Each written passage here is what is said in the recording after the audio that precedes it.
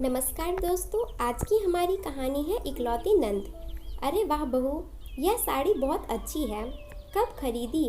और जब अपने लिए ले ही रही थी तो एक वर्षा के लिए भी ले लेती।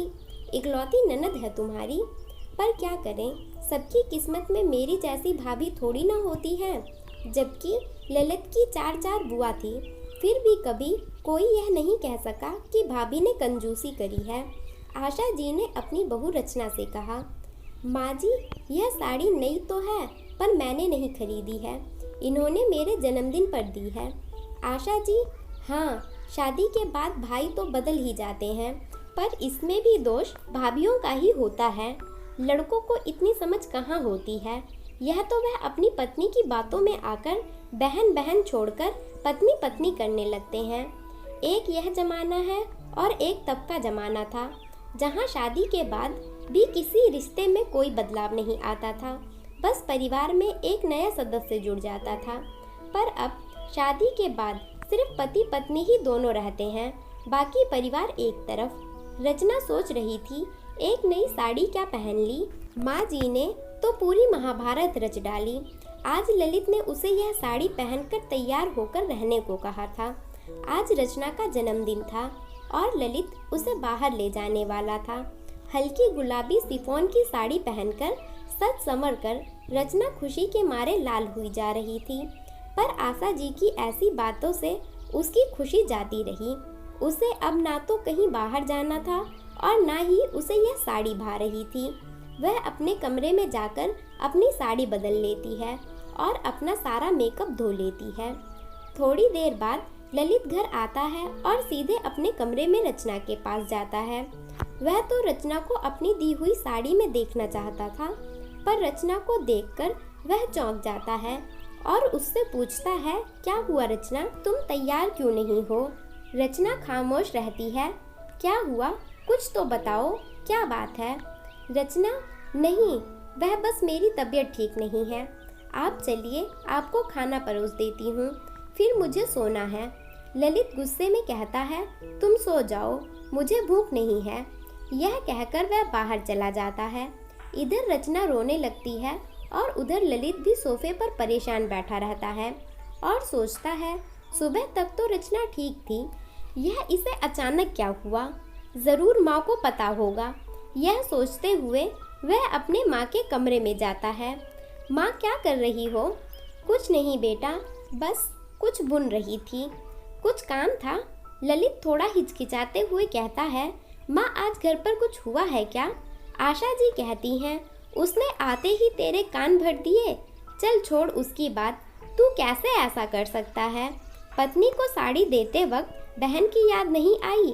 वह तो रचना पराई है, पर तू तो उसका अपना है। माँ, आज उसका जन्मदिन है, इसलिए उसको वह साड़ी दी। वर्षा को जन्मदिन पर भी तो उपहार देता हूँ ना, तब तो रचना को नहीं देता। आशा जी कहती हैं, रचना बड़ी है, वह समझ जाएगी, पर वर्षा, वह तो छोटी है ना, उसे तो यही लगेगा ना कि उसके भैया को अब उसकी कोई परवाह नहीं। तुझे पता है, आज भी मैं कुछ खरीदती हूँ तो तेरी चारों बुआ के बारे में ना सोचूं, ऐसा कभी नहीं हो सकता। तेरे पापा तो एक पल के लिए अपनी बहनों को भूल भी जाएं, पर मैं कभी नहीं भूलती। पर बेचारी वर्षा की भाभी तो भाभी, भैया भी उसको शादी के बाद भूल ही गए। पर माँ, मैंने तो कभी आपको अपने साथ साथ बुआओं के लिए खरीदारी करते नहीं देखा। आशा जी, तो घर पर ही कितना होता है, और मुझे हर चीज़ जताकर और दिखाकर करने की आदत नहीं। देख बेटा, तुझे नहीं देना वर्षा को कोई बात नहीं, पर इतने सवाल मत कर। अब समझ आ रहा है लोग क्यों कहते हैं शादी के बाद बेटी नहीं बेटा पराया हो जाता है। ललित थोड़ी देर खामोश रहता है और अपनी माँ को सबक सिखाने की योजना बनाता है, क्योंकि वह जानता था कि अभी वह कुछ भी कहेगा वह बेकार ही होगा। एक दिन ललित घर पर ही था, क्योंकि घर के सभी लोग ललित के चचेरे भाई की शादी में जाने वाले थे। सभी कोई अपनी अपनी तैयारी कर रहे थे। सबके तैयार होने के बाद ललित कहता है, अरे वाह माँ, कितनी अच्छी लग रही हो आप, और आपके यह झुमके तो बहुत ही खूबसूरत हैं। आशा जी कहती हैं, हाँ पता है, यह झुमके मैं तुम्हारे पापा के दिए हुए घर खर्चों से बचाकर बनवाए थे। ललित, सच में माँ?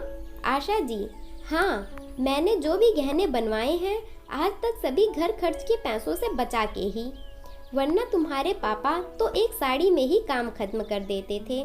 तभी ललित कहता है, रुको माँ, आप लोग। यह कहकर ललित अपना फोन निकालकर कुछ करने लगता है। क्या कर रहा है बेटा?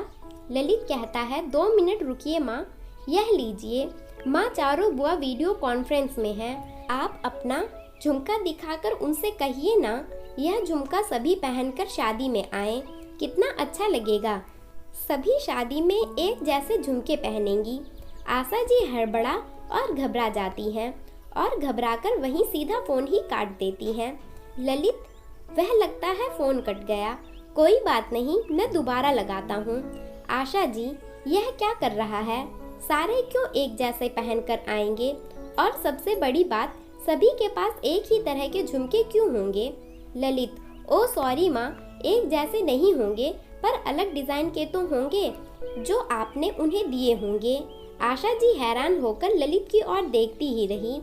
माँ, आपने ही कहा था ना, आप कोई भी चीज खरीदती थी तो वह बुआ के लिए भी जरूर देती थी, इसलिए मुझे लगा आपने झुमके भी दिए होंगे।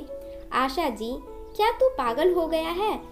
कपड़े और सोने को एक कर रहा है, ऊपर से तेरी 4 बुआ, मेरा तो दिवाला ही निकल जाता।